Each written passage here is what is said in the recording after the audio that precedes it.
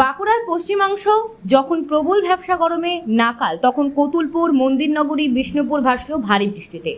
অবশেষে বৃষ্টি শুরু হওয়ায় খুশি কৃষকেরা।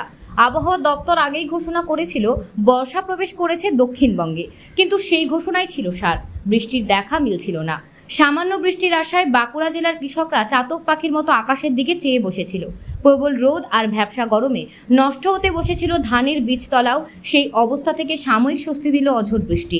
জেলার পশ্চিম ও দক্ষিণ অংশে মেঘের দেখা মিলল, বৃষ্টির ছোঁয়া মেলেনি। তবে এদিন সকাল থেকে ভারী বৃষ্টিতে ভাসল হুগলি জেলার লাগোয়া বাঁকুড়ার কতুলপুর ব্লক এলাকা। সকাল থেকে ভারী বৃষ্টিতে কিছুটা হলেও স্বস্তি পান এলাকার মানুষ। দেরিতে হলেও বৃষ্টির ছোঁয়া পাওয়ায় হাসি ফুটেছে কৃষকদের মুখেও। অন্যদিকে মন্দিরনগরী, বিষ্ণুপুরেও বৃষ্টি হয়। অল্প সময় বৃষ্টি হলেও বৃষ্টির তীব্রতা ছিল প্রবল, যার কারণে রাস্তার বিভিন্ন প্রান্তে জল জমে যায়। ভ্যাপসা গরম থেকে কিছুটা স্বস্তি মিলেছে সাধারণ মানুষদের। এই বৃষ্টিতে খুবই উপকৃত হলাম। কি বলবো, যা ভ্যাপসা গরম কয়েকদিন গেছে, ও কি কষ্টের শেষ নেই। বা এই যে বীজ রোপণ হচ্ছে, মানুষের এখান থেকে সেখান থেকে জল নিয়ে কোনো রকমের বীজ রোপণ করতে হচ্ছে। এই বীজ তৈরি হয়ে গেলে ধান রোয়া আরম্ভ হয়ে যাবে, মানুষের অনেক উপকৃত হবে। মানুষের যা কষ্ট পাচ্ছিল তার থেকে অনেক রেহাই মিলবে। যাক, ভালো হয়েছে। আজকে এই জল পেয়ে খুবই আনন্দিত। সত্যি প্রতিটা মানুষের মনে আনন্দের শেষ নেই। হ্যাঁ, তো যাক, খুব ভালো হয়েছে। আজকে এই বৃষ্টি আমাদের খুব ভালো লেগেছে, অনেক কাজে লাগবে, অনেক উপকৃত হবে। সবজি টবজির দাম বেড়ে গেছে, এত সবজি মানে চাষ করছে মানুষ, জল দিয়ে সেই মাল তৈরি করতে পারে না, যার জন্য এত কষ্ট।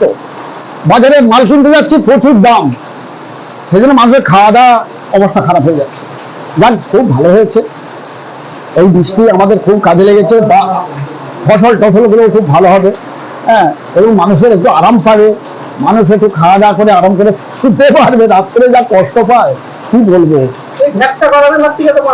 একদম একদম ব্যবসা গরমের হাত থেকে অবশ্যই বাঁধে। খুব ভালো লেগেছে। আশা করছি তো সত্যি বৃষ্টি তো বটেই। যাক, খুব ভালো হয়েছে।